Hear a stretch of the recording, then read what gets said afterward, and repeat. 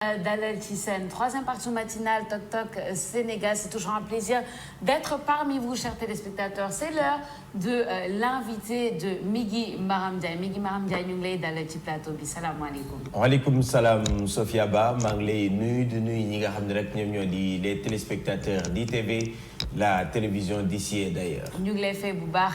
Migui. Et on accueille aussi ton invité. Il s'agit de monsieur Fallou Gaye, membre du grand parti. Monsieur Gaye ñu ngi lay nuyu. maa leen di nuyu di nuyu ITV di nuyu Migui Maram Ndiaye di la nuyu sox madame di nuyu aussi sa caméraman yeeg ñi nii seetaan. C'est ça. Alors ñu ngi lay fay bu baax monsieur Gaye. Alors Migui ñu bàyyi la rek nga tàmbali waxtaan bi. alors Fallou Gaye comme ni nga ko waxee moom mooy suñu gan tey jëlee si biir Tok Tok Sénégal. Fallou Gaye doon responsable politique fële sa diwaanu Pikine bokk si grand parti nekk itam si biir cellule de communication bu parti boobule. xam nga parti boobu di grand parti daanaka ba ñu féetee seen anniversaire yàggul ay bés yee ñu génn la tax na itam tey ji ñu daan leen fi woo ngir xayma ak ñoom liggéey bi nga xam ne rek def nañ ko waaye tamit waxtaanee li nga xam ne rek moom moo di actualité. alors actualité lañ koy dooree ak li nga xam ne rek moom moo di Haut Conseil des collectivités territoriales. le président de la République wala bokk ñi nga xam ne ñoom ñoo ñuy dénk yooyu les élections fësal nañu liste yi nga xam ni nee nañ dañ ci bokk toll nañ ci fukk ak ñaari liste ngir dem si yooyu les élections. sans surprise coalition Yewwi Askan Wi bokkuñu si mais vous au sein du grand parti est-ce que vous êtes en phase par rapport ak dogal bi nga xam ni moom la conférence des leaders jël bañ a bokk si yooyu les élections. absolument xam nga nit moom mënoo bokk ci une entité ñu jël ay décisions nga naan bokk ko ci wala nekkoo moom en phase. on est en phase avec dogal boobu conférence des leaders jël parce que nous sommes membres de Yewwi Askan Wi de la coalition Yewwi Wallu Askan Wi. donc kon mënuñu def lu dul nekk en phase ak loolu. pourquoi parce que tout simplement au conseil ñun dañoo wax ni ci charte bi nga xam ne moo ñu lié. que bu nu eggee ci yor réew mi day organe boo xam ni ñun dañ koy dissoudre. donc pour être conséquent dañ ni donc jarul ñuy dem di bokk ci loolu. parce que même ci proposition loi yi nga xam ne dana ñëw ëllëg ci suñu député yi dinañ fexe nun ko dissoudre donc di ca dem day mel ni kon dañuy vouloir une chose et son contraire. donc logiquement loolu kese moo tax ñu ni pour être constant ko xam ni li ñuy dig sénégalais ak ni ñuy wax ak sénégalais yi bëgg nañ ñu xam ni ñun lii ñuy wax nekkatu nañu ñoo xam ne dañuy doon ay politiciens ay politique lañu li leen di wax loolu lañ fas yéene def loolu lañ nar a def. mais xanaa constance boobu daf leen a dab parce que si ñi nga xam ni ñoom la seen mandat di jeex suñu xoolee élection yu mujj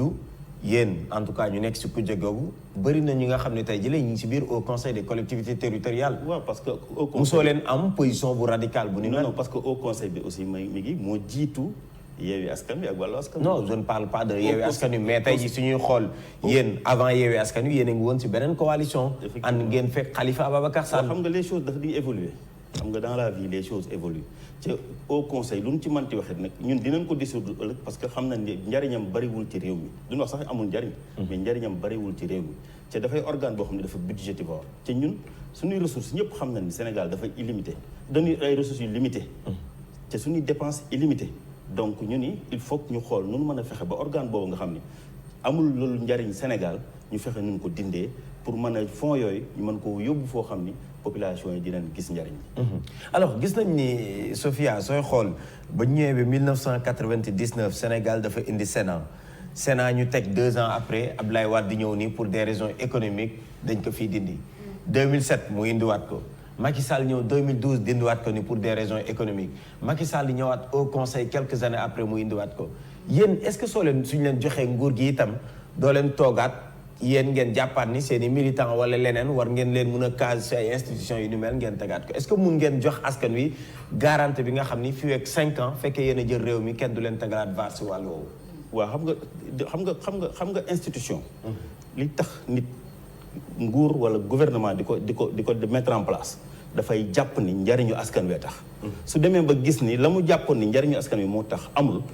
moom aussi da koy mën a dindi loolu moo dal Ablaye Wade loolu moo dal Macky Sall parce que bi ko Ablaye Wade di defar boobu Macky Sall ma nga fa nekkoon ci gouvernement Ablaye Wade bi mu demee ba gis ni ñëw nekk président de la République mu xam ni lii mën naa amalul njëriñ askan wi ca la fay def ci fonds soxla nañ ko boobu temps yooyu inondation yi tar na tar goo xam ni il faut que ñu am ay fonds ca xamagul fu muy mën a wute ay fonds mu ni comme lii tegu na institution bi am na naa ko dissoudre pour mën a jël fonds yooyu pour mën ci régler problème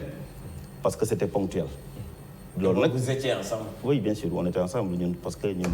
ñoo ànd ak moom Diop grand parti on était ministre ci gouvernement bi lañ bokkoon parce que boobu on était AFP moo amoon ñoom Malick Gakou ñëwoon ci AFP ak affaire yooyu quoi donc loolu mooy waral nit ki di changer pour parfaire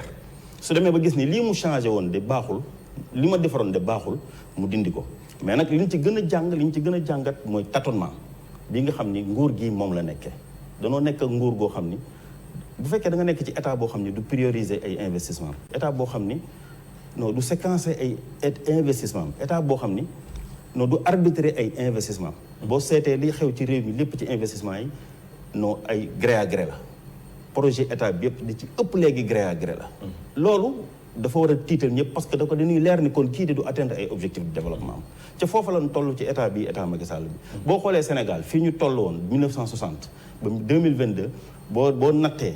le PIB par habitant bu Sénégal da ngay gis ni on a quitté $1,400 par tête egg $1,570 Côte d'Ivoire amoon $1,300 par tête egg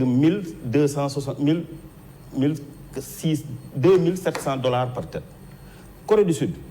amoon $1,275 par tête egg $40,000 par tête lan moo ko waral parce que tout simplement ñoom seen état bi yooyu non dañuy teg des investissements structurants yoo xam ni da lay leer ni lii dafa am ay objectifs yu leer yoo xam ni dafay développer seen dëkk ñun nag c'est pas le cas ñun li ñuy def lépp ci tâtonnement lañ ko jëf li ñuy def lépp ci prestige lañ koy loolu nag mooy suñu problème projet yi nga gis yëpp ñu am c'est pas des projets structurants boo seetee par exemple nga jël projet terre bi ni ñu ko réaliser faisabilité bi yëpp da ngay xool ni boo seetee taux de rendement interne bi non xamoo ko kenn xamu ko tout est dans du nébuleux amul benn projet boo xam ni dafa war a jëriñ Sénégal amul benn contrat boo jëlee mine bi loo xam ni dana jëriñ Sénégal doo xam valeur actuelle nette bi doo xam valeur résiduelle yi doo xam dara ci projet yi nga xam ni moom la Sénégal di loolu nag du loo xam ni moo war a mën a jëriñ dëkk. Mais justement pour revenir ci suñu institution yi il faut quand même une certaine sacralisation parce que amoon na jamono wala boog am na ay réew yi nga xamante ni une institution c'est sacré on ne peut pas dire que dañ koy def et puis après ñu ne bon finalement amul njëriñ dañ koy dindi et tout en fait c'est ce tâtonnement-là je pense dont Migui parle depuis tout à l'heure comment est-ce que mun nañ ñëwaat ci cette sacralisation-là de nos institutions parce que boo nee bi amul njëriñ ñeen soo leen ñëwee par exemple qu'est-ce qui va en être du Conseil économique et social par exemple qu'est-ce qui va en être des institutions-là nga xamante ni dañ ñoo expliquer pourquoi elles doivent être là après ñu dindi leen bëgg leen tegaat et tout c'est comme si on perdait cet aspect sacré de nos institutions au final. Effectivement madame on doit aller vers la sacralisation en fait c'est fondamental ça doit être fondamental on doit fondamentalement sacraliser ces institutions suñ ko respecté wul institutions yi duñu mën a samp duñu mën a taxawal dara loo xam ni dana mën a jëmale réew mi kanam te loolu mooy gën a indi sax stabilité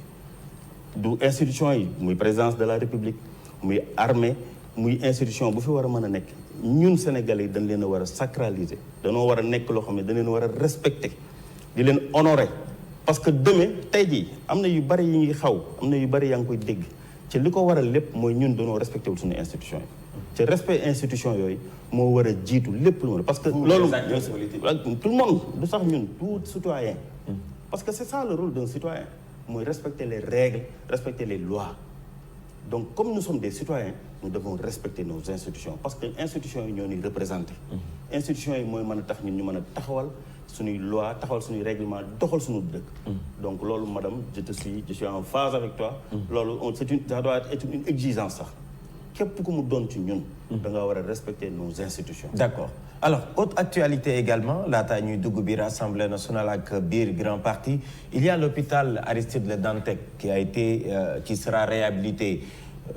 mu doon loo xam ne jur na coow mais ce qui inquiète le plus mooy le silence de la coalition Yewwi Askan Wi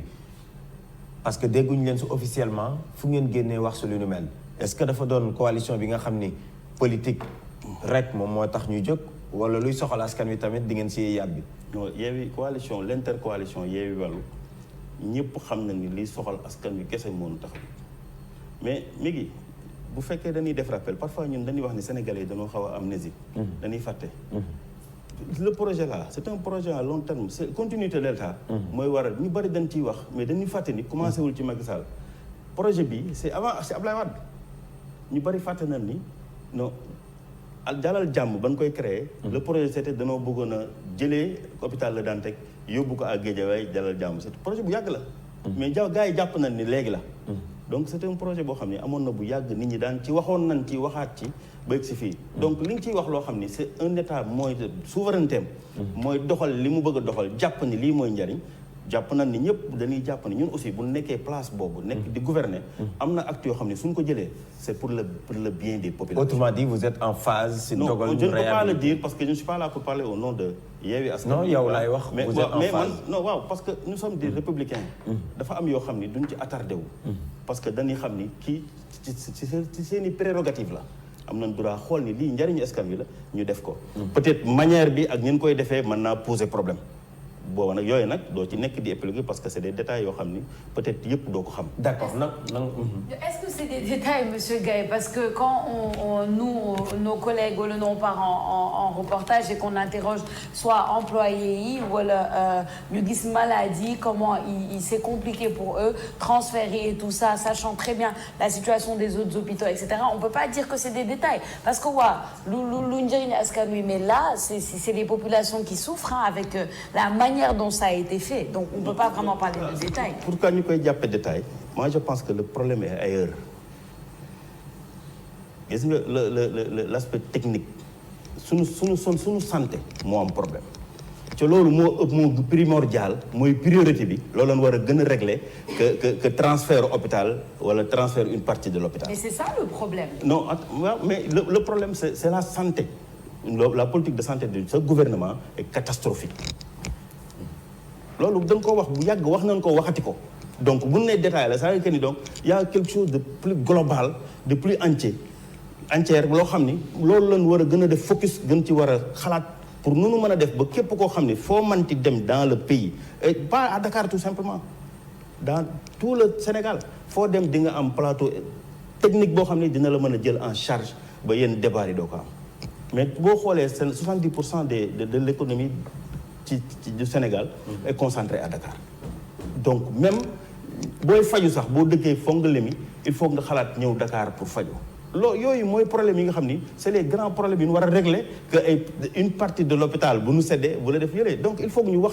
mën di wax sénégalais yi non seeni soxla non nekkul ci ñu war a déplacer hôpital ak affaire yooyu mi ngi ci ni danoo war a fexe ba boo waree fajoo nga dëkk Thiès nga dëkk Touba non war ngaa mën a fajoo Thiès fajoo Touba sans nga dikk Dakar su loolu su amoon problème yëpp kenn du ci toog di ci wax et c'est ça notre objectif ci coalition Yewwi ak Y'en a marre ci wàllu. D'accord alors en parlant de coalition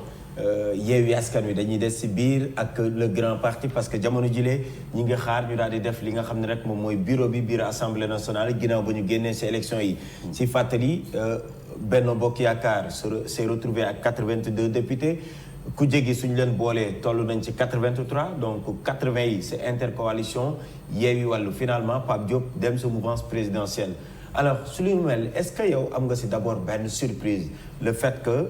tey jii kii di Pape Diop dem sa mouvance présidentielle bi est-ce que tey jii mën nañu wax ni ak seen bëgg-bëgg bi ngeen amoon bëgg jël président assemblée nationale doon na loo xam ni tey jii romb na leen. non est-ce que amoon nañ bëgg-bëgg yooyu. yéen a ko wax de. waaw non en fait xam nga mën na noo wax ay ambition wax ni duñ bëgg suñu sañoon dañuy am 165 députés yëpp ñoo koy gagné suñu bëgg-bëgg loolu la woon. oui mais nag à l'impossible ni na tenu li nu wax li Pape Diop def boo ci fekkee loolu c'est la question mooy Pape Diop c'est pas n'importe qui dans ce pays. C'était un honorable député il l'est toujours maintenant il est toujours sax mais choix bi mu def c'est un choix personnel non ñun dañ ni on lui concède ce choix il faut que ñuy respecter aussi di respecter nit ku nekk ay choix boo gisee texte bi mu bind ak li mu ci wax ni loolu moo ko animé moo tax daa bëgg dëkk bi ne ci jàmm moom ci gis-gisam noonu la ñu ko présenté on doit accepter cela concéder que ce choix là ni ko mën ngaa dem ci jàmm parce que yow ñun ñoo bokk bëgg mooy Sénégal ne ci jàmm kese lañ bëgg mais warta tax ñu ni Pape Diop sunu noonu la wala Pape Diop traître la déedéet man je ne suis pas dans ça. mais yow da nga amoon tiitaange parce que yow jàppoon nga ni wàllu Sénégal lu ni mel yow wóoluwoo leen en tout cas parce que on a regardé vos dernières publications vous avez parlé de Wallu Sénégal. C'est sûr. Pourquoi amoo confiance Wallu Sénégal. Non, c'est pas moi qui est important. Non c'est am na solo parce que yow laa fi invité en fait Fallou Gaye. Vous êtes membre du grand parti kaddu goo yëkkati rek am na solo ci acteur politique. dañ koy analyser waaw su ma bàyyee ma eggale rek. moo di man sama gis-gisu bopp sama xalaat. oui très souvent duma koy wax dama koy bind. sama xalaat la ma bind ko. ma bind ni parce que dafa am des précédents. ci coalition yu ñu jiite de Manko Sénégal bi Malick Gakou jiite woon beneen Manko bi. ba léegi ni toujours dañuy am ay déboires ak Wallu Sénégal ñoom dañuy dem ba ci au dernier moment. ñu faussé ñu compagnie. est-ce que jusqu'à présent am nga confiance ñoom par rapport ak lu xew parce que mbir mi jeexagul 83 la 82 wala 80. am instant bi ñoom liñ ñu woon fi mu ne nii par rapport ak lañ ñu wonoon bu njëkk ba ci élection 2019 bi. liñ ñu woon instant bi donc dalaat na suñu xel. pourtant vos craintes là sont récentes Fallou Gaye. bien sûr waaw mais xam nga loolu xalaat la. xalaat bu ñuy bind la du xalaat bu ñuy wax. parce que man dama gëmul wax xalaat. amul différence. que si wax ak bind am na différence parce que xalaat parce que nit ki dafa li muy wax dafa war a doon lu mu xam. nit ki li muy wax. li muy bind itam non waaw mais li ngay bind mën nga ko xalaat ca mu bañ a doon xam-xam boo xam ni da nga koy wax nit ñi di ko dégg. wax nit ñi dégg wax li nga xam ni day doon dëgg. mais la fële ay supposition la ak ay dafa am ay paramètres yoo xam ne ñooy teg ay si la ay conditionnalités yu tax nga mën a def benn analyse def ci sa conclusion analyse boobu nga def paramètres yooyu dafay changer. quand les paramètres nag change ba nga gis ni lii ça tend vers quelque chose de positif nga ne kon nag changé na donc naa jàpp parce que c'est comme ça que ça fonctionne. d'accord comme ça que ça fonctionne. dañ nga koy considérer. voilà grand parti 7 ans ngeen nekk biir coalition Yewwi Askan Wi. Un parti qui se retrouve sans député à l'Assemblée nationale. Est-ce que comprendre nga les résultats ou bien tey jii loolu lu mun a nekkee parce que suñuy évaluer amoon ngeen au minimum 7 députés ci assemblée bu génn bii vous vous êtes retrouvé ak dara ci ay députés. bon ñun nag li ñu gis au grand parti ni ñu xalaate ni ñu bokkee ci coalition bi ci demee ci coalition nous considérons que nous avons 80 députés. man grand parti la seen anniversaire mooy prétexte bi. Yewwi Askan Wi am nañ 80 députés. mais grand parti nous faisons partie de Yewwi Askan Wi. mais yéen grand parti amoo leen. nous faisons partie parce que calcul boobu après kenn ku nekk am na. Ablaye Wade communiqué bu mujj wax na ne tey jile parti démocratique sénégalais sooy xool su ko jegi ñoom ñoo ëppale ay députés. donc loolu am na après évaluation boobu mënoo ko daw fàllu. si ankay dawuma ko mais dama lay wax du ma dugg fi nga bëgg ma dugg fi. non man bëgg ma dugg fenn. léegi dama lay wax li nga xam ne ay fee laa convoqué askan wi mais les faits mooy ñun Yewwi Askan Wi lan bokk ci ba tey ca la ñuy bokk ba ilaa yow mi diin ba keroog Yewwi Askan Wi ñu xam ne fii la durée de vie yam ñun on est membre permanent de Yewwi Askan Wi. loolu laaj boobu dinaa si mais député yi laa yor évaluer grand parti si biir Yewwi Askan Wi ak élection yi ñu génn. baal ma terminer député bu coalition Yewwi Askan Wi am député grand parti la ñun c'est considération boobu la na de la même façon maire bu nekk ci coalition Yewwi Askan Wi ñun on considère que ni maireu grand parti la. maintenant lu tax ñun bokkuñu ci liste yi ñëpp xam nañ ko mais nettali xuloo day indi xuloo. xamaguñ ko de. pourquoi ngeen absenté carrément. non absenté parce que lors de la confection des listes kese moo si nekkoon si liste nationale au début. non du Malick Gakou kese. non au début si ñi nga xam ne jege nañ tey suñ doon calculer dina nekk député c'est Malick Gakou. oui bien sûr mais am na ñeneen ñun ci bokk. mais avec des positions yu sori on a regardé la liste. donc on est dedans parce que tout simplement répartition moo mel noonu am na ay erreurs yu ci am wax nañ ko fu nekk ci moment booba jot mais c'est dépassé. la confection des listes am na erreur yu bari yoo xam ne ñun Yewwi Askan Wi def nañ ko moo nu indil problème bi parce que y a eu beaucoup d'erreurs ci la confection des listes. ban bilan alors ngay tiré ci élection député yéen waa grand parti. ban bilan ngeen un bilan satisfaisant. on a même sans député du grand parti. oui non xam nga ñun c'est pas le grand parti qui nous intéresse c'est le Sénégal qui nous intéresse c'est pas que ñun dañuy politique pour am des plates-bandes pour mën a dem def déedéet dañuy politique parce que de coalition ñun ñoo bu doon loolu la non duñ dem ci coalition dañuy demal suñu bopp wutali suñu bopp ay député bu ñu demee ci coalition dañ leen kon nan xool li nga xam ne mooy intérêt Sénégal parce que coalition grand parti lu ñu ko mënti waxalit loolu kese mooy nekk viatigam mooy xool lan mooy intérêt Sénégal ñun taxaw ca pas ñun loo xam ne ñun loolu lañ war a am parce que ñun législature bi génn amoon nañ ci 3 députés yeneen législature bi amuñu ci woon député lan la li am solo mooy li ñu jariñ Sénégal li grand parti mën a fexe ba taxawal ko te ñu nekk ci boobu ba nëgg ne fexe nañ ba grand parti sur toutes les communes du Sénégal le grand parti est représenté. alors suñu représentation ñun feeñ na fépp te wane nañ ko ci sunu le 17 bi jàll ci sunu anniversaire bi ñu defee sunuy kii xoolaat wax na ni commune yëpp envoyé nañ seen i membres xam nañ ni commune yëpp am nañ fa ay membres du grand parti et des responsables du grand parti ba loolu woo waral sax bi ñu jógee ci bureau politique bi passé ñu taxawal séminaire boo xam ni le 3 septembre bi lay jëm si séminaire boobu d'évaluation séminaire boo xam ni dañ ciy war a revoir suñu position par rapport ak nan la ñuy mën a jëme 2024 parce que ñëpp war na noo xam ni Malick Gakou le président Malick Gakou c'est un candidat potentiel ci élection 2020 présidentielle yi di dikk alors donc yooyu ci foofu la nekkuñu ci ni ñun dañuy seet ñun li ñu war a doon ak ndax ñun am nañu wala amuñu déedéet ñun romb nañ foofu ñun Sénégal nekk ci jàmm Sénégal doxal loo xam ni ku ko gis dina xam ni ñii lii moo leen tax a jóg c'est l'intérêt du pays l'intérêt du Sénégal moo leen tax a jóg. Les victoires de Yewwi Askan Wi seraient donc les victoires du grand parti. Si on doit résumer un peu ce que vous venez de dire, vous considérez les victoires de Yewwi Askan Wi comme yenn seen victoire, comme vous êtes dedans. Admettons aujourd'hui, peut-être me pose des questions différemment, Migui. Admettons aujourd'hui, Yewwi Askan Wi nekkatu fi. Admettons, une supposition. Chacun part de son côté. Quel est l'avenir du grand parti? Ah oui. À partir de là. moo tax ma ni on est donc peut-être j'ai anticipé cette réponse. C'est pour cela qu'on est en train de préparer le séminaire du 3 septembre pour mën a discuter, évaluer le grand parti, teg ay jalons, xool perspective yi pour l'avenir du grand parti. En fait, évaluation boobu le Migui di laajte, je pense, par rapport aux élections passées, quelle évaluation vous faites aujourd'hui? Non, par rapport aux élections passées, c'est très clair. Parce que ñëpp xam na ni bokkuñu liste yi. amul benn membre bu grand parti bu nekk député. Et nii gul nekkagul député parce que sur la liste des suppléants il y a 2 autres membres du grand parti yoo xam ni demain ñaanuñu ko yàlla on peut avoir des défections wala yooyu ci Yewwi Askan Wi ñoom ils peuvent venir être des députés donc yooyu du lu ñuy waxtaane c'est pas ñun ñoo am personne parce que Mor Diaw est sur la liste monsieur Bey est sur la liste des suppléants donc demain ils peuvent venir être des députés. loolu mooy nit ki faatu assemblée nationale wala nangam mais les faits mooy le grand parti s'est retrouvé à des députés parce que ils sont sur la liste non les faits mooy lu xew jamono ji lu xew jamono ji mooy des suppléants loolu la xam nga ñun nous avons boo xoolee ñun mën a jàpp ni député yi du suñuy député parce que boo ko commencé ci élection locale yi ba egsi ci élection législative le grand parti s'est impliqué ci domaine yëpp ci commune yëpp ci département yëpp ci coalition bi ak ci élection yi. D'accord. Alors au sein de la coalition Yewwi Askan Wi ku battre campagne ba gagné donc mënoo wax ni man fii laa bokkoon parce que bokku moon ci liste yi du ma battre campagne mais ñun on a battu campagne que ça a et le cumul de mandat qu'est-ce que vous en pensez parce que jur na coow en tout cas si biir kujje gi ñenn ñi nga xam ne ñoom jàpp nañ ni cumul de mandat warul mun a am munoo doon maire nekk député à l'Assemblée nationale est-ce que si biir Yewwi Askan Wi dafa doon looloon xam ne da ngeen ko waxtaanee ba noppi. non ci charte ci biir Yewwi Askan moom waxtaanee wu mais am na ay partis yoo xam ne comme le parti Pastef ñoom ci seen i texte ñoom dañ ni amul cumul de mandat loolu Pastef la concerné xam nga man mënumaa bokk grand parti di wax lu concerné le parti non waxuma la Pastef ba tey non xam naa je sais dama lay expliquer quoi damay leeral pour mu leer ci bopp nit ñi que Yewwi Askan Wi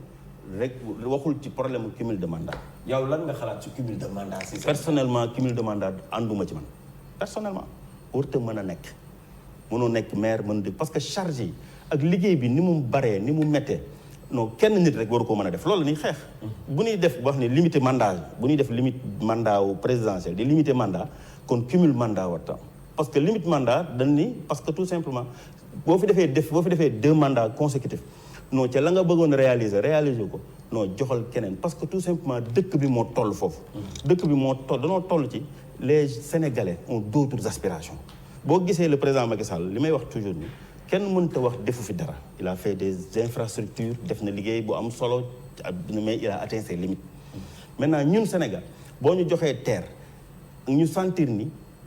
pétrole am na ci dañoo wax ni nous avons des ressources limitées mais quand on voit que ni ñun on a du pétrole am nañ zircon am nañ des ressources yoo xam ni c'est convoité mais on se dit que nous sommes nous ne sommes pas un pays pauvre nous sommes un pays riche mais la répartition de cette richesse là c'est ça qui fait défaut alors maintenant bu fekkee da ngay créer cumul day mel ni répartition richesse boobu sax ba tey parce que ñiy gouverner yor privilège yi ñoom ba tey ñooy yor richesse yi ñoom ñooy séddoo richesse yi ñoom ñoo koy duñ ko répartir équitablement mu egg ci population bi mu egg ci fépp foo xam ne war na fa egg day mel ni lépp ni mu concentré woo à Dakar infrastructure bu baax lu ñuy defar rek c'est à Dakar biir Sénégal yeneen régions yi amagu fa nam fa war a amee ba ñooñu dëkk ci région ya mën a toog foofa liggéey fa ba am fa liñ bëgg donc loolu moo war a gën a tax ñu xalaat ni sénégalais bu ne war naa mën a impliqué wu sénégalais bu ne war naa mën a defar yor benn mandat nga xam ni cumul du am nga gérer mandat boobu yem ci nga boo dee député nga nekk député boo dee maire nga nekk maire boo dee nekk ministre parce que am na loo xam ne c'est pas compatible ñoom xam nañ ko ba di ko tere sax ci boo nekkee ministre tu ne peux pas être député su fekkoon cumul mandat baax na tu peux être ministre et député parce que ministre yi ngay gis dañuy bokk ci liste député ba nekk député ñu nommé leen ministre ils perdent automatiquement leur fonction de député donc loolu war naa mën a continuer fu nekk da nga xam ni ci état bi